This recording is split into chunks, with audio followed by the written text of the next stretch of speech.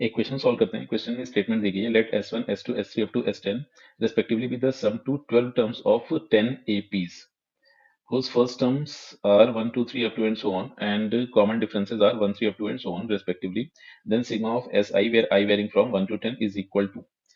तो यहाँ पर एक काम ये करते हैं कि ये जो अपने पास फर्स्ट टर्म्स दिए गए हैं, इन फर्स्ट टर्म्स का एक जनरल फॉर्म लिख लेते हैं। तो अगर देखा जाए तो अपने पास जो भी एपीज गिवन थी, तो इनका फर्स्ट टर्म अपने पास है 1, 2, 3 और सब्सक्रिप्ट नोटेशन यहाँ पर आई यूज किया गया है, तो इस वजह से जनरल फॉर्म को भी आई के फॉर्मेट में रिप्रेजेंट कर देते हैं। तो फर्स्ट टर्म का जनरल टर्म अपने पास, मतलब जो भी एपीज अपने पास गिवन है, उन सभी एपीज के फर्स्ट टर्म का जनरल टर्म अपने पास आई मिला। सिमिलरली अगर कॉमन डिफरेंस का जनरल टर्म लिखा जाए तो कॉमन डिफरेंसेस थे 1, 3, 5 up to and so on, तो इसका जनरल टर्म मिल गया 2i माइनस 1। अब एस जो अपने पास गिवन था इफेक्टिवली, ये जो एपी अपने पास दी गई है, मतलब जिसका फर्स्ट टर्म 1 है और कॉमन डिफरेंस भी 1 है, इसके 12 टर्म्स का समेशन था S1। और साथ ही साथ S2 की बात करें तो एपी जिसका first term 2 and common difference 3 था, उसके पहले 12 टर्म्स का समेशन है। तो अब एक काम ही करते हैं, ये जो S दिया गया है इसका भी जनरलाइज फॉर्म रिप्रेजेंट कर देते हैं। तो S I is nothing but जो भी अपने पास सीरीज गिवन है, जिनका फर्स्ट टर्म का जनरल टर्म ये है और कॉमन डिफरेंस का जनरल टर्म ये दिया गया है, उसके 12 टर्म्स का समेशन है। तो ये अपने पास आ जाएगा 12/2 फिर 2a plus n-1 into common difference. तो फर्दर इसे सिंप्लीफाई किया जाए तो ये बन गया है 6 टाइम्स और ये मिल गया है 2i plus 11 times 2i minus 1। तो फर्दर सिंप्लीफाई किया, ये आ गया 6 times 2i plus 22i minus 11। तो फर्दर अगर इसे सिंप्लीफाई करें तो ये बन गया है 6 टाइम्स और 24i माइनस 11। अब एक काम ही कर देते हैं कि अपने को वैल्यू चाहिए थी sigma of S I where I varying from 1 to 10। तो अब ये अपने पास मिल जाएगा S1 plus S2 up to S10 और इफेक्टिवली यही अपने को इवेलुएट करना था।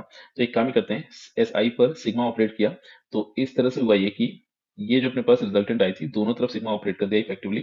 तो यहाँ से अपने पास है sigma I varying from 1 to 10 6 times 24i minus 11।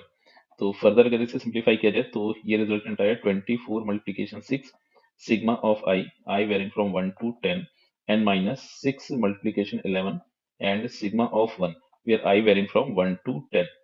तो फर्दर अगर इसे सिंप्लीफाई करें तो रिजल्टेंट आ रहा है 24 multiplication 6 then 1 plus 2 plus 3 up to 10 and minus का 66 और या 1 प्लस 1 प्लस अप टू 10।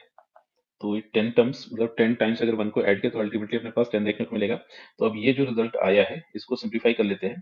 तो जैसे ही इसको सिंप्लीफाई किया तो रिजल्ट मिल रहा है 24 मल्टीप्लिकेशन 6 फिर मल्टीप्लिकेशन 10 मल्टीप्लिकेशन 11 डिवाइडेड बाई 2 फिर माइनस का 66 और मल्टीप्लिकेशन 10, तो ये हो गया 660। इसको फर्दर सिंप्लीफाई किया तो ये आ गया 2 और यहाँ पर मिला 3, तो 30 एंड 24 मल्टीप्लिकेशन 11। तो 24 मल्टीप्लिकेशन 11 आ गया 4 2 6 और फिर 30 का इसमें मल्टीप्लिकेशन हो गया। तो फर्दर इसे सिंप्लीफाई करें तो आ गया 0। तो ये रिजल्टेंट आया 7920 एंड माइनस का 660। तो फर्दर अगर इसको सिंप्लीफाई किया जाए तो ये आ गया अपने पास 0 और 12 माइनस 6 6 हो गया, फिर 8 माइनस 6 ये आ गया 2 फिर 7। तो इस तरह से अपने पास रिजल्ट मिला है 7260। तो इस हिसाब से अगर देखा जाए तो option D is the correct choice.